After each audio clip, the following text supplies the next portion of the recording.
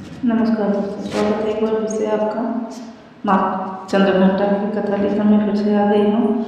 माँ चंद्रघंटा का नाम उसके मस्तक पर सुशोभित अर्धचंद्र से पड़ा है। यह अर्धचंद्र एक घंटे के समान प्रतीत होता है, इसी कारण इन्हें चंद्रघंटा कहा जाता है।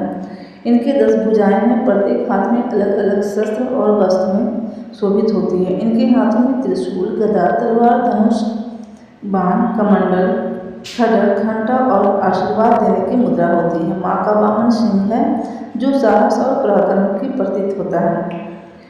इसका स्वरूप अति उग्र है, किंतु भक्तों के लिए अत्यंत दयालु और करुणामयी होती है। माँ चंद्रघंटा की उपासना करने से साधक के भीतर भय, शोक, अशांति और नकारात्मकता दूर होती है। प्राचीन काल में हिमालय पुत्री पार्वती जी ने भगवान शिव को पति के रूप में पाने के लिए कठोर तप किया था।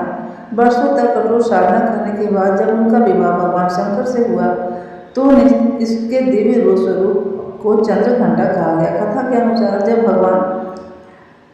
जब विवाह की तैयारियां चल रही थी, उस समय भगवान शिव बारात लेकर हिमालय के घर पहुंचे। शिव के बारात बहुत ही विचित्र थे। भूत, प्रेत, पिशाच, योगी, नाग और विचित्र रूप धारण किए हुए गण थे। शिव भी अपने जटाजूट में गंगाधर जल धारण किए, भस्म लगाए, शरीर पर सांप लपेटे, बाग में खाल ओढ़े हुए थे। उनका रूप देखकर हिमालय और रानी मैना विचलित हो उठी। तब माता पार्वती ने स्वयं चंद्रघंटा का उग्र रूप धारण किया। उनके इस रूप की छटा को देखकर सब दुष्ट आत्माएं भाग गई और शिव ने सुंदर रूप धारण कर विवाह संपन्न किया। इसलिए माँ चंद्रघंटा का स्वरूप शांति और सौंदर्य के साथ साथ उग्रता और पराक्रम का भी अद्भुत मिश्रण है। एक और कथा है जिसके अनुसार जब असुरों का अत्याचार अधिक बढ़ गया और देवताओं को परास्त कर स्वर्ग लोक पर अधिकार करने लगे, तब देवताओं ने माँ दुर्गा की आराधना की। माँ दुर्गा ने चंद्रघंटा का रूप धारण किया और असुरों के साथ भीषण युद्ध किया। इस युद्ध में माँ चंद्रघंटा ने अपने सिर पर सवार होकर असुरों का संहार किया। उनके हाथ में बजती हुई घंटा की ध्वनि से असुरों का हृदय कांप उठता। उनकी उग्र गर्जना और शास्त्रों के प्रहार से असुर सेना धराशायी हो गई। इस प्रकार महादेव ने अपने देवताओं को उसके संकट से उबारा और धर्म की रक्षा की। माँ चंद्रघंटा की उपासना साधक के मन में से भय और असुरक्षता को दूर करता है। यह स्वरूप इस बात का प्रतीक है कि जीवन में चाहे कितनी भी कठिनाइयाँ या अधिकांश क्यों न आए, साहस और आस्था से उनका सामना किया जा सकता है।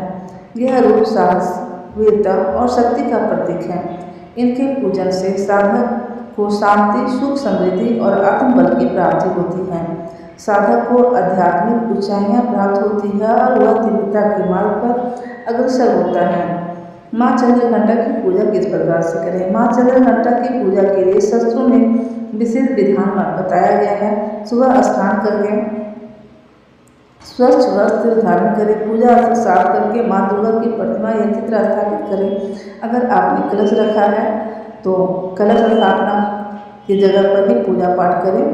नारियल और आम के पत्ते रखें। माँ चंद्रघंटा को सुगंधित फूल, दीप, अक्षत आदि अर्पित करें। इनके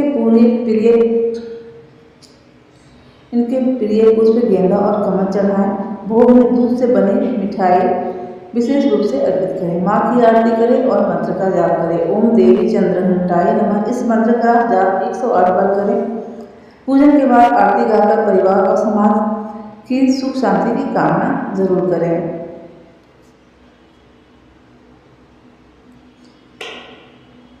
पूजन करने से साधक के हृदय में अदृश्य साहस उत्पन्न होता है। विवाह और दाम्पत्य जीवन में आने वाली बाधाएं दूर होती हैं।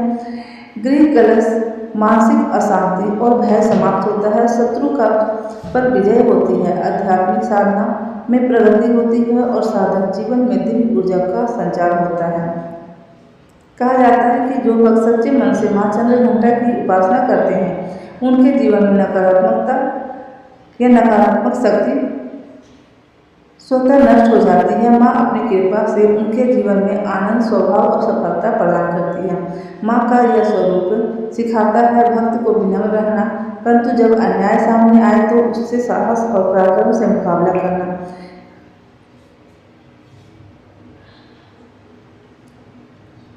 दोस्तों, अगर मेरी कथा आपको अच्छी लगी हो तो चैनल को सब्सक्राइब कीजिएगा। चैनल पर पहली बार आए हैं तो सब्सक्राइब कर लीजिएगा। वीडियो अच्छी लगे तो लाइक कमेंट शेयर जरूर कीजिएगा। मिलते हैं माता के चौथे स्वरूप की कथा के साथ।